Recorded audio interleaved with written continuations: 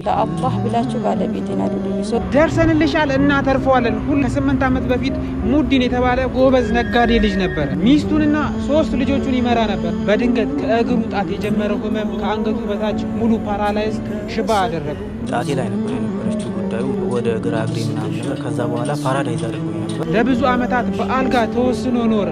ግን ተስፋ አለ። በቅዱስ ጳውሎስ ሆስፒታል በተደረገለት የመጀመሪያ ቀዶ ጥገና ተደርጎልኝ ነበር። ቅዱስ ጳውሎስ ሆስፒታል ላይ ሙዲን ሙሉ ለሙሉ አልጋ ቁራኛነት ከመሆን ተነስቶ አሁን በዱላ የመሄድ እድል አገኘ። ይሄ ትልቅ መሻሻል ነው።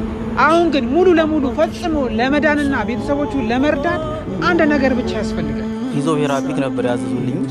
እሱንም ደግሞ ማድረግ አልቻልኩኝ፣ ምክንያቱም የነበረው የገንዘብ እጥረት። ይህ ጀግና ወጣት ሙዲን ወደ ስራው ይህ ቆሞ የቀረው ህይወት እንዲቀጥል እባካችሁ ስልክና እዚህ ላይ ባለው አካውንት የምትችሉትን እያደረጋችሁ ከጎኑ ሁኑ፣ አብራችሁት ቆሙ እላለሁ።